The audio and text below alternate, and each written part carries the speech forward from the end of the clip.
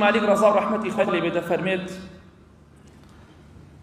كان رسول الله صلى الله عليه وسلم يكثر أن يقول يا مقلب القلوب ثبت قلبي على دينك. فقلت يا نبي الله صلى الله عليه وسلم آمنا بك وجئت به وبما جئت به فهل تخاف علينا؟ قال نعم، إن القلوب بين أصبعين من أصابع الله من أصابع الله يقلبها كيف يشاء.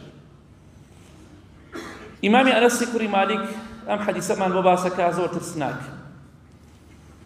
أفرمي خوشويستي خوا صلى الله عليه وسلم كلهمو فيتنيك لهمو تاوانك لهمو شتك أمينة زور بي دعاكاني أمبو دي فرمو أي أو پروردگاري كدلكان هلا جيريتوا أم ديو دي بيكي لچاك بو خراب لخراب بو چاك دڵم ثابت کە و جێگیر کە لەسەر دینەکەی خۆت واتە ثابتم کە جێگیرم کە ئیستیقامەم پێبەخشە لەسەر دینداری خواپەرستی. ئیمام ئەنەس ڕەزا و ڕەحمەتی خوا لێ بێ فەرمووی ئەی پێغەمبەری خوا صلی الله عليه وسلم ئایا لە ئێمەش دەترسی خوای گەورە دڵەکانمان بگۆڕێ لە باشەوە بۆ خراپ لە کاتێکا ئیمانمان بە تۆ هێنا و بەوەشی کە لە پێناو خوادا سەرفی دەکەین ئیمانمان هێناوە بە تۆ ئەی پێغەمبەری خوا صلی الله عليه وسلم ئیمانمان بە هەموو عیبادەت و خواپەرستیە بۆ خوا ئەنجامی بدەین ئیمانمان بەو پەیامەشێک کە لەلایەنی خوای پەروەردگارەوە هێناوتە ئایا لە ئێمە دەترسی تووشی ئەوە بین پەنا بەخوا لە دینی خوا هەڵگەڕینەوە تووشی ئەوە بین لە ئاخری تەمەنمانە ئاخر شەڕ بین فەرمی بەڵێ لێتان دەترسم.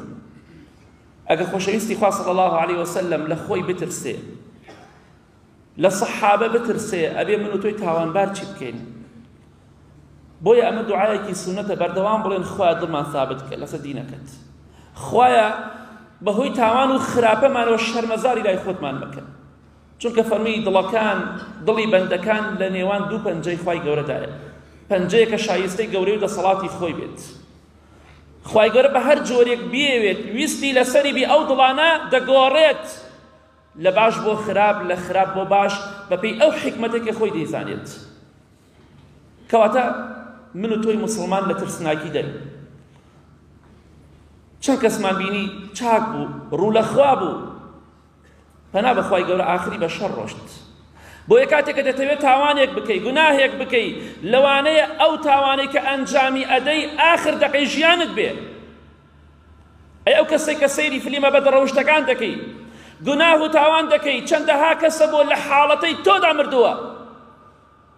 بۆیە ئاگاداری دڵی خۆت بە ئەو دڵت ثابت کە پێویستە بترسی لە ڕۆژی قیامەتی خۆت.